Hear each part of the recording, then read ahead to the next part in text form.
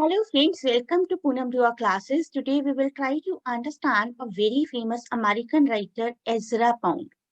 We will try to know about Ezra Pound and how he was associated with Imagism. In this video, we will get to know about the important works of Ezra Pound along with the fact how he was associated with Imagism, a very important moment.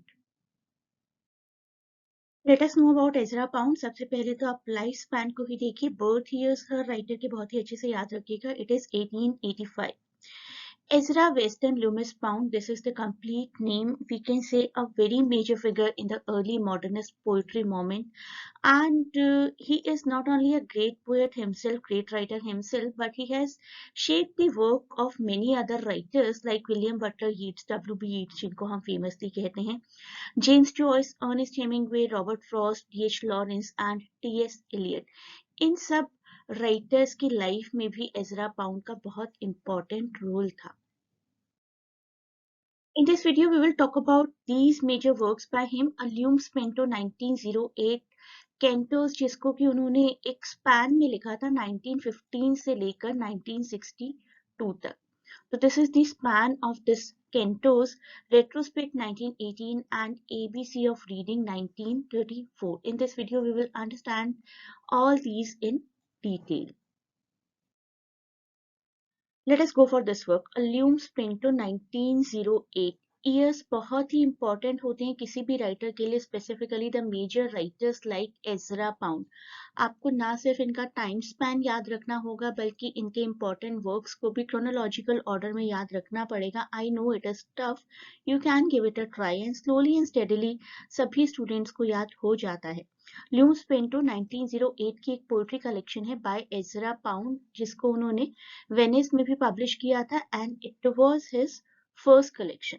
तो first collection तो हर poet का आपको याद रखना ही है. Pound, Ezra Pound dedicated a lume spento to Philadelphia artist William Brooke Smith. ये नाम भी आपको याद रखना है. This can be a short question कि ल्यूम्स पेंटो किसको डेडिकेटेड है.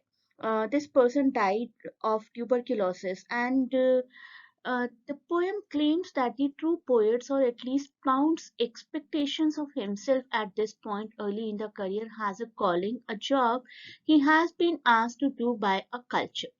एक ट्रू पोएट वही है जो कि अपने करंट कल्चर के हिसाब से लिखता है और लोगों तक अपनी बात, अपने व्यू पॉइंट्स को पहुंचाने की कोशिश करता है with in the context of that culture.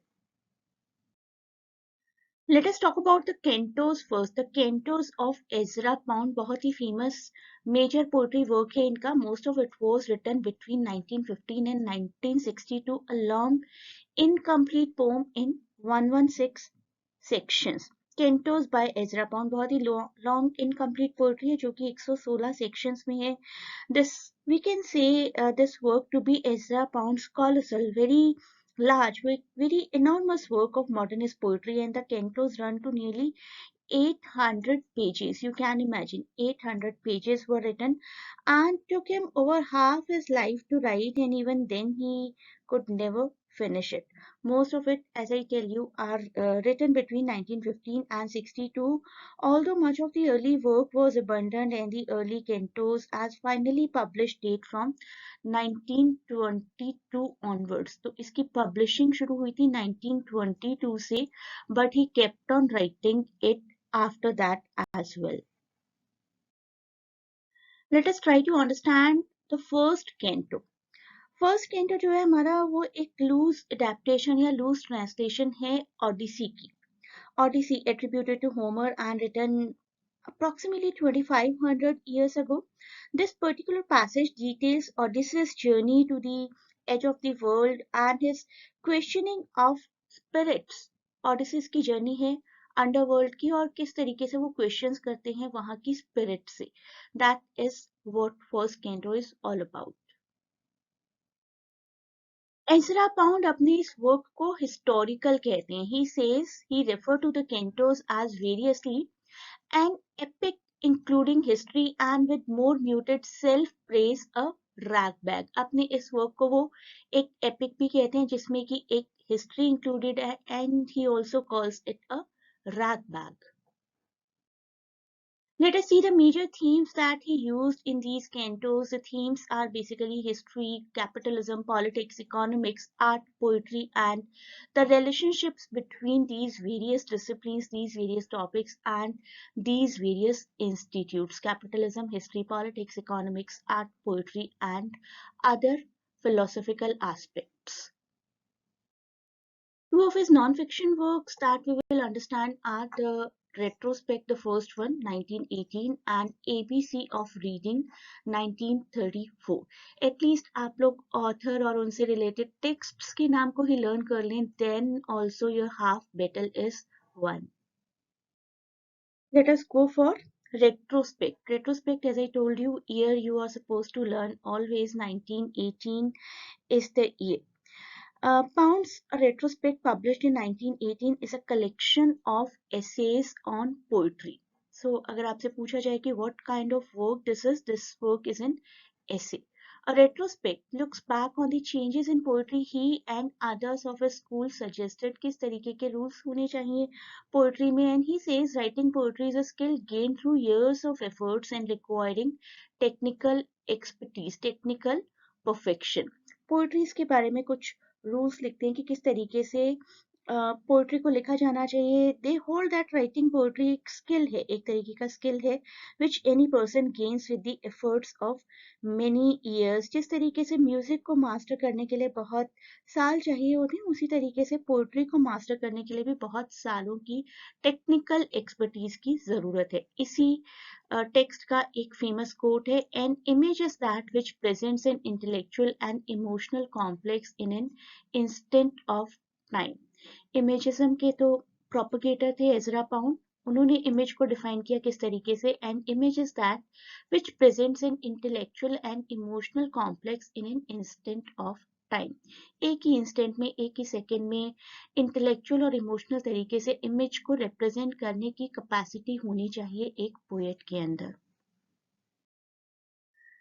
The next one, ABC of Reading 1934. Years आपको हमेशा याद रखने हैं. 1934 is the year of ABC of Reading, written by Ezra Pound. नाम से ही ऐसा लग रहा है कि कुछ बेसिक स्टेप्स बताए गए होंगे रीडिंग को अंडरस्टैंड करने के लिए, and yes, that is the case. ABC of Reading, first published 1934, was Pound's attempt to improve university literature and poetry courses by offering an alternative textbook outlining parts of the aesthetic and critical theories. तो किस तरीके से literature को, poetries को, texts को understand किया जाना चाहिए.